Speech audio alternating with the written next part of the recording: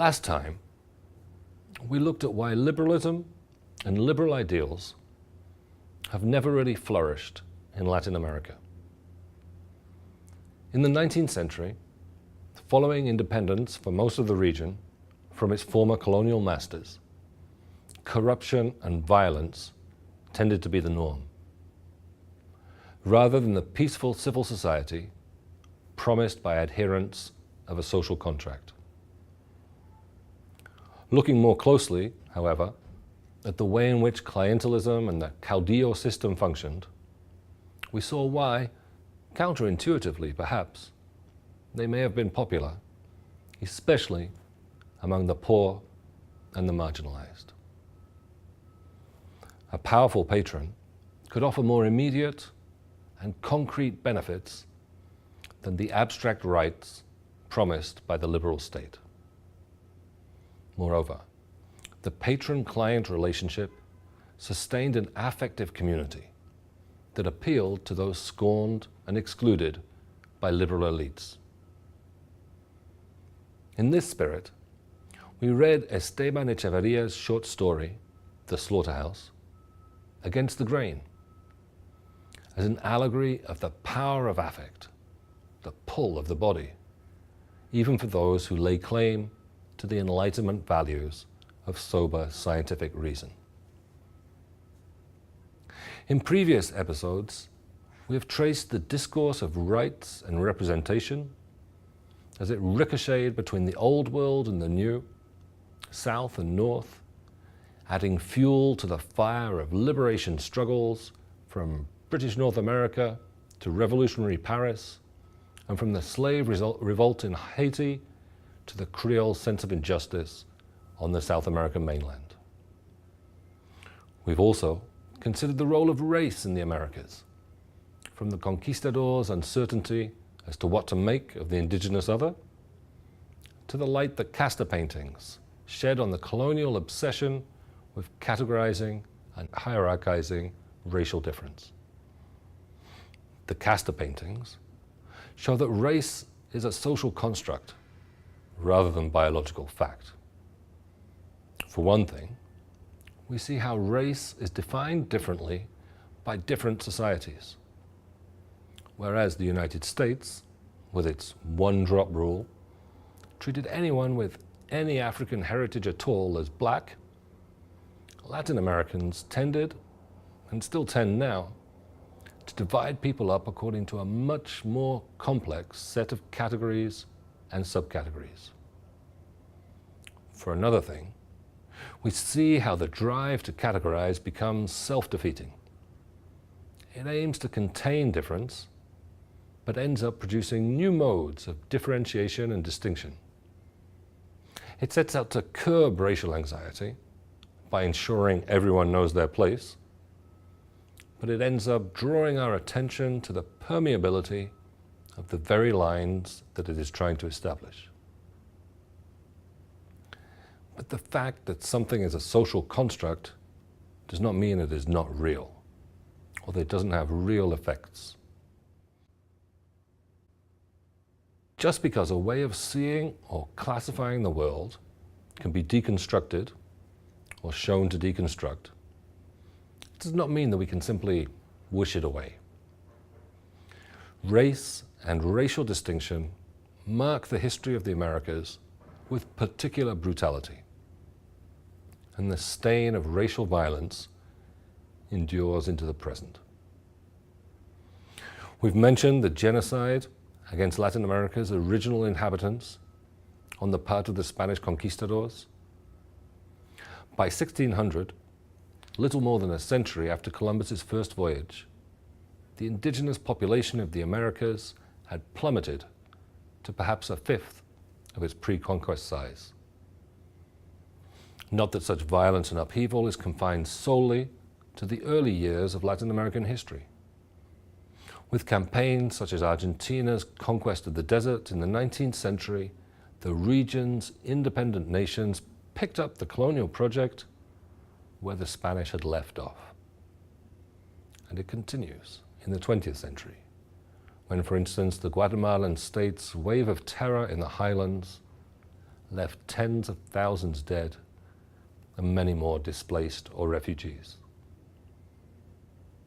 And we've also discussed the fact that from very early on, black Africans were transported across the Atlantic to work as slaves in the New World. At least 10 million were forced across the ocean, with 1 million or more dying in the so-called Middle Passage. Over 3 million were brought to Brazil alone. By 1800, probably 6 times as many Africans as Europeans had come to the Americas. And once on these shores, their treatment was often cruel and heartless. After all, the essence of slavery is that human beings are treated as objects, as merchandise to be bought and sold.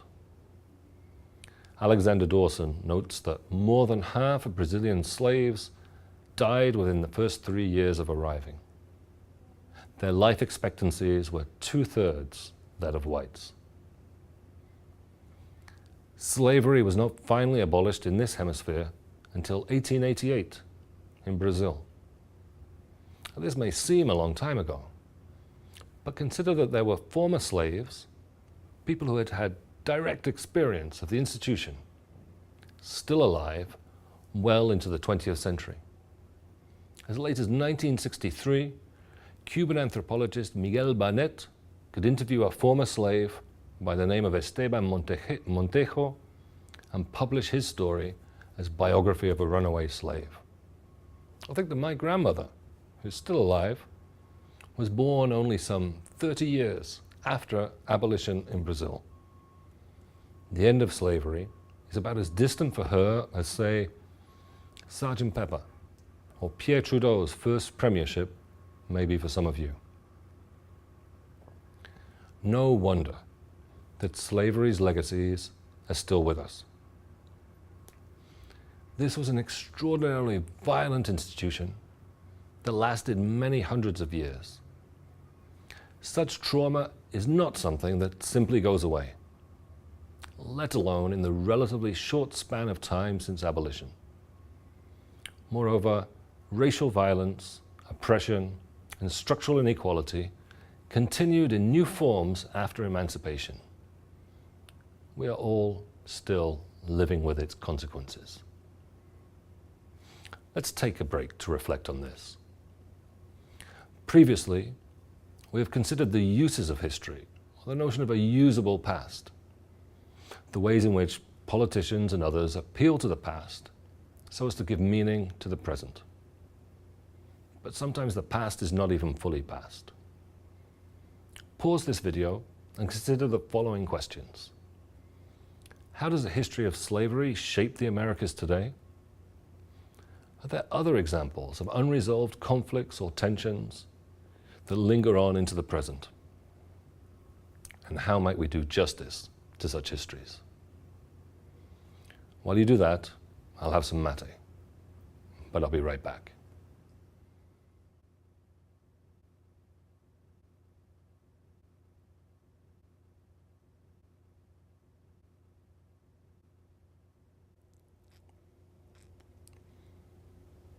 So, what did you come up with? Those were big questions, and we'll continue to address them in other videos. You may have thought of an event such as the Holocaust as another example of a historical trauma that we're all still working through, or perhaps the dictatorships and military rule in Latin America during the 1970s and 1980s, Argentina under the generals, Chile under Pinochet, and so on. These are issues to which we'll return. For now, having pointed out how relatively recently slavery was ended, let's also note that 1888 was simply the final date that slavery was abolished in the Americas. It was first abolished in 1793, in the early years of the Haitian Revolution. And then, for example, in Chile in 1823, in the British colonies in 1833, the United States in 1865, and in Cuba in 1886. And there are often different dates for laws of free birth or free womb, the declaration that the children of slaves are born free. And there's an entire history of the abolition of the slave trade, which was, for example, banned by the British in 1807, by Brazil in 1831, though illegal shipments continued to Cuba and Brazil up to the 1860s. In short, emancipation was less an event than a process, comprising struggles that lasted well over a century. No wonder those struggles continue to this day.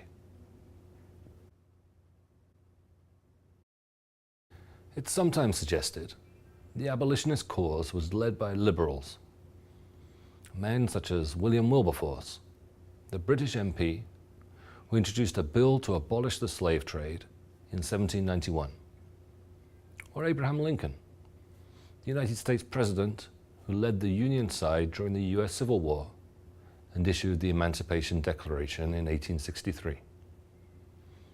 But beyond the fact that neither Wilberforce nor Lincoln were exactly liberals, Wilberforce, for instance, was decidedly conservative, among other things, this ignores the extent to which slaves themselves fought for their own freedom, whether through large-scale revolts, through defection and escape, collective or individual, or in everyday resistance and efforts to conserve or construct a culture of their own. Even where the discourse of citizenship and rights came into play, it's important to emphasize that these concepts too were the object of struggle and contestation. There were different conceptions of rights at stake. As Dawson observes, emancipated slaves sometimes demanded the right to recompense for their suffering, and peasants might insist on their right to village autonomy, to the land, timber and water rights they had enjoyed under colonial rule. Moreover, even the rights upon which people agreed were still subject to different interpretations. Rights have to be first agreed upon and then interpreted before they can be actualized. Whatever the US Declaration of Independence may suggest, no rights are ever self-evident. The history of the US Bill of Rights and its interpretations by the Supreme Court is further evidence of this. The Dred Scott decision even endorsed slavery. Rights are at best the site of what is often intense disagreement and rhetorical energy, or they're the indices of a struggle that takes place elsewhere. The to and fro between Maria Eugenia Echenique and Josefina Pellicer de Sagasta gives some indication of how such arguments can pan out. Echenique invokes the discourse of rights, though not until close to the end of her article. Her key term instead is regeneration. She claims that a new womanhood is being born. She says the women of today are not the women of the past, and that this rebirth requires a new set of conceptual tools, in fact a shift from sentiments to concepts, from poetry to philosophy, practical philosophy. Echenique castigates spirituality, sensibility, and poetry by describing them as no more than what she calls beautiful daydreams and gilded illusions. In short, this is a critique of affect. Rights, when they're finally mentioned, are set against the torrent of disorderly passions that destroy them. At the same time, Echenique is mindful of the power of affect.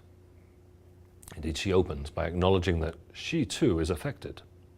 There are so many ideas and feelings overwhelming me, she says.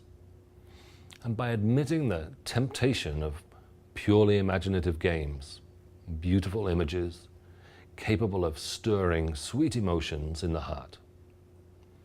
So, if only for rhetorical effect, she dramatizes the difficulty that a discourse of Enlightenment universalism faces as it emerges from a deep-rooted set of feelings associated with literature and the imagination. And to some extent, she wants to have it both ways, as she imaginatively charts out a new conception of women's place in the world. Pellicer de Sagasta's response appeals unabashedly to spirituality, to an image of women's souls with the softest breaths of divine light, and their bodies with the purest of God's celestial conceptions.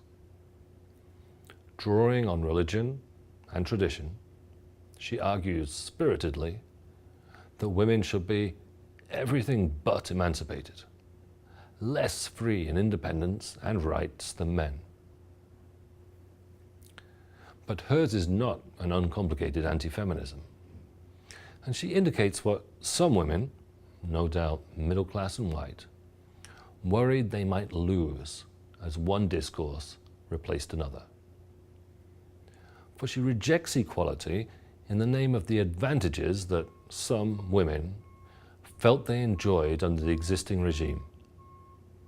The prestige that she mentions 3 times in as many lines, or the unequaled mastery, making them strong, colossal in the midst of their weakness. The echoes of such debates resonate even today, not least in tensions within the feminist movement, or among those fighting to advance the cause of racial or other minorities. Formal equality has not always treated such populations well. At times, it has simply been an alibi for continued injustice. On the other hand, as we will see with organizations such as the Argentine Mothers of the Disappeared, the invocation of affect, or the spiritual exaltation of femininity, have sometimes led to powerful strategic gains, where the discourse of citizenship and rights has failed.